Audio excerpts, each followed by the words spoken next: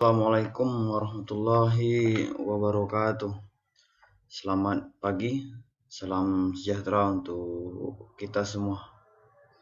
Mudah-mudahan teman-teman ya dalam keadaan baik, dalam keadaan sehat, dan selalu di dalam lindungan Allah Subhanahu wa Ta'ala.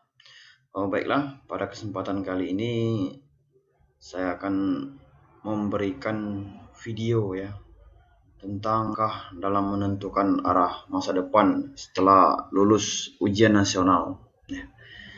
Jadi berhubung waktu kita sangat terbatas ya pertemuan Zoom, maka untuk mengantisipasi hal tersebut ya, untuk mengantisipasi kekurangannya bahan yang diberikan, maka di sini saya akan membuat video menjelaskan sesuatu materi gitu loh, supaya nanti bisa diambil makna, arti serta manfaatnya oleh teman-teman. Baik.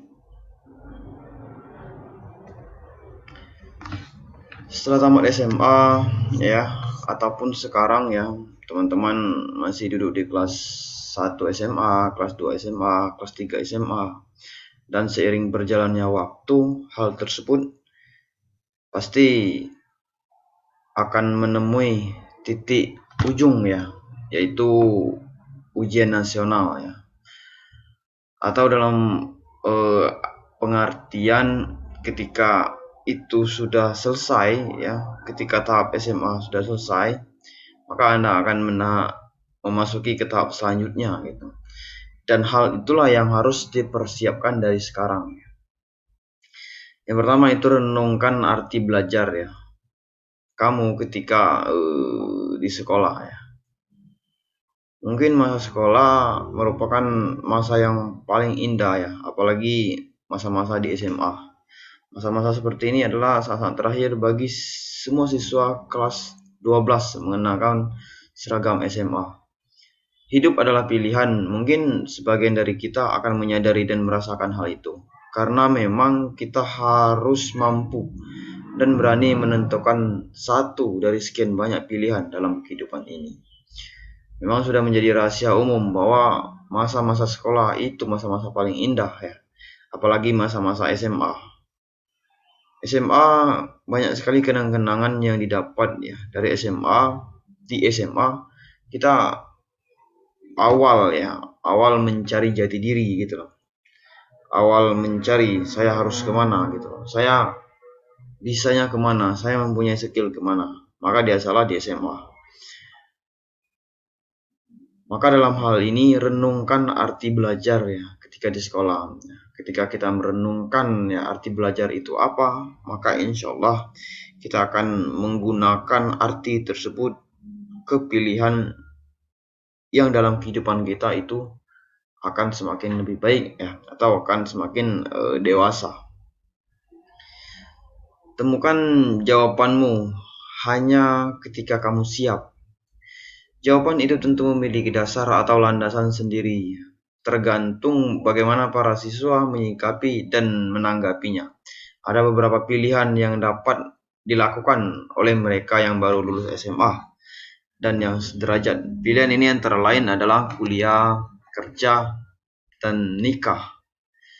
Ketiganya memiliki tingkat risiko yang berbeda-beda dan tentunya harus diimbangi dengan sebuah pendewasaan berpikir dan kebijaksanaan bertindak dalam menentukan pilihan ini. Karena ketiganya juga memiliki kelebihan dan kekurangan yang berbeda pula. Jadi dalam memutuskan sesuatu ya, dan dari sesuatu tersebut kita tentunya pasti ingin menemukan jawabannya. Dan dari jawaban tersebut kita hanya dapat menemukannya itu ketika kita siap. Mengapa dikatakan ketika kita siap?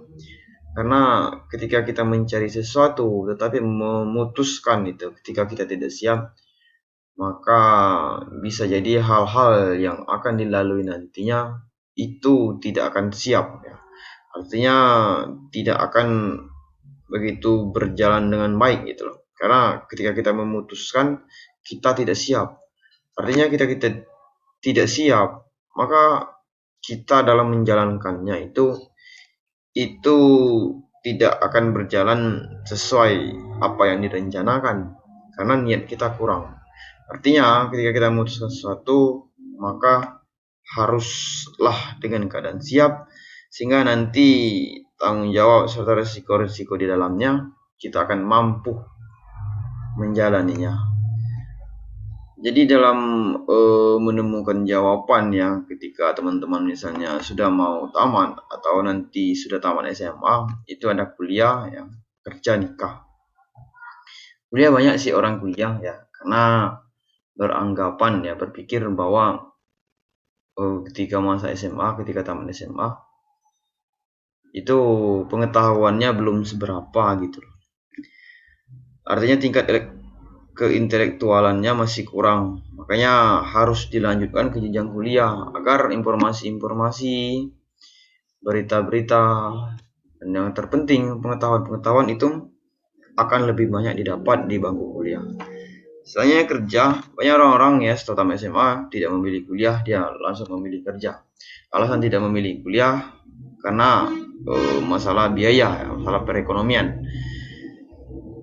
Dan mereka lebih memilih kerja ya, karena banyak yang berpikir bahwa kuliah itu ujung-ujungnya akan kerja gitu loh. Jadi buat apa kuliah? Tapi ketika kuliah terlebih dahulu, maka kerja itu akan lebih baik. Soalnya nikah ini biasanya pilihan terakhir ya. Jadi karena mungkin kuliah tidak, kerja tidak, maka nikah. Mungkin orang berpikiran ya bahwa nikah insya Allah nanti akan mendapatkan sesuatu yang lebih baik bersama pasangan dan akan menjalani hidup yang sesungguhnya, kata orang seperti itu ya. Selanjutnya pikirlah matang-matang. Jadi kita harus memilih di antara kuliah ya atau kerja atau menikah. Hal ini akan tergantung dari banyak faktor tentunya. Karenanya banyak indikator yang dipergunakan untuk menentukan mau kuliah atau kerja ataupun nikah. Jika ada pertanyaan, apa kamu mau kuliah? Maka hampir 90% akan menjawab ingin kuliah. Tetapi ada beberapa hal yang perlu dipertimbangkan ya, jika kamu ingin melanjutkan kuliah. Jadi segala sesuatu yang harus kita lakukan ya, yang harus kita jalani, maka yang terpenting pikirlah matang-matang. Artinya pikirkan masa-masa. Karena dari hal tersebut akan menimbulkan sebab dan akibat ya. Sebab itu bisa jadi positif dan akibatnya bisa jadi negatif. Misalnya kita contohkan mempertimbangkan ya, jika mau melanjutkan kuliah, apa sih yang harus dipertimbangkan? Yang pertama kita harus pertimbangkan ya waktu. Pertama biaya terlebih dahulu ya. Kuliah itu selama 4 tahun ya.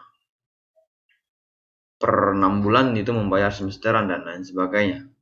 Ketika kita kuliah di luar kota ya, atau luar kabupaten, di luar kota, bahkan di luar provinsi, itu otomatis akan menambah biaya hidup, biaya makan, dan lain sebagainya. Artinya harus dipertimbangkan. Itu yang pertama, itu masalah biaya. Yang kedua masalah waktu ya. Waktu itu 4 tahun. 4 tahun bukan waktu yang sedikit ya. Enak kalau kita tamat 4 tahun ya. Bisa jadi kita nggak tamat 4 tahun. Makanya harus dipertimbangkan gitu loh. Artinya ketika kita menyia-nyiakan hal tersebut dalam waktu 4 tahun misalnya kita menyia-nyiakan, itu akan banyak sekali kerugian ya. Maka tidak banyak orang memilih untuk kerja. Itu yang harus dipertimbangkan gitu. Yang ada dua inti ya, biaya dan waktu. Selanjutnya ukur kemampuan. Jangan sampai kemampuan di bidang ilmu sosial malah mengambil jurusan di bidang ilmu alam. Yang jelas nantinya kita akan keteteran mengikuti perkuliahan. Alhasil waktu kuliah yang kita tempuh akan jadi lebih lama, tentunya biaya yang akan membengkak. Selain itu hasilnya juga kurang maksimal. Ukur kemampuan finansial kita dengan kita mengetahui kemampuan finansial orang lain. Kita tentunya nanti kita tidak akan mandek ya, berhenti di tengah jalan. Selain itu, dengan kemampuan finansial yang pas-pasan tentunya akan mendorong kita untuk lebih berprestasi dan agar nantinya kita mendapatkan beasiswa. Jadi ukur kemampuan ya. Kalau misalnya teman-teman passion ya, itu dominan atau hobi ya, atau suka atau bisa, atau boleh dikatakan ahli di bidangnya ya. Kalau ahli mungkin belum terlalu ahli ya, tapi kita lebih condong ke sana. Artinya kita menyukai suatu pelajaran misalnya pelajaran bahasa Inggris. Tiba-tiba teman ketika kuliah mengambilnya bahasa Eropa misalnya, bahasa Jepang ya. Itu bahasa Jepang mungkin teman-teman ya masih terbantah-bantah, tapi bahasa Inggris Anda sudah lumayan ya.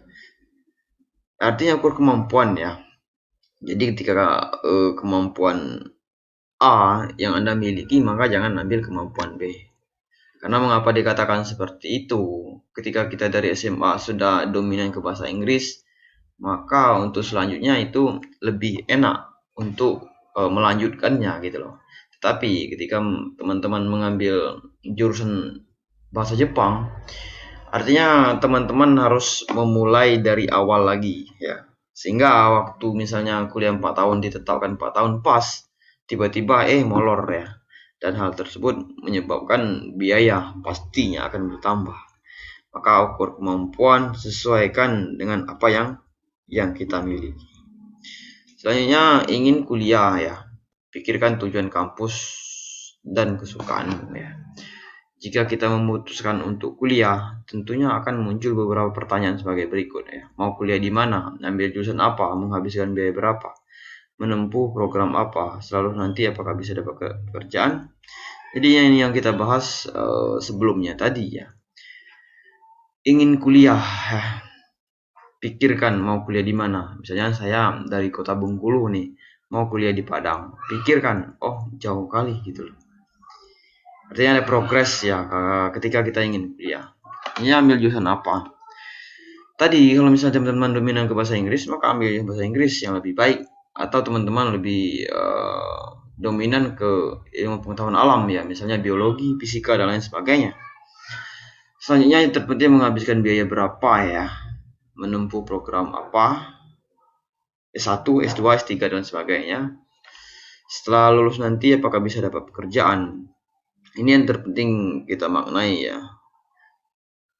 Kuliah tujuannya untuk mendapatkan pekerjaan, tetapi yang terpenting kita belajar pada kuliah tersebut ya, bagaimana kita bisa mengendalikan emosi, pikiran ya, mendewasakan diri, serta stimulus-stimulus yang diterima itu akan menambah pengetahuan dengan tujuan supaya kita lebih enak mendapatkan pekerjaan. Selanjutnya ingin bekerja, pikirkan kemampuan kamu. Biasanya banyak juga sebagian dari siswa lulusan SMA ingin langsung bekerja. Tentunya bagi lulusan SMA harus mempunyai skill dan kemampuan lebih. Hal ini berbeda dengan mereka yang lulusan SMK. Sebab lulusan SMK memang dipersiapkan dan dilatih untuk langsung terjun di dunia kerja. Ya, jadi ketika ingin bekerja, pikirkan kemampuanmu.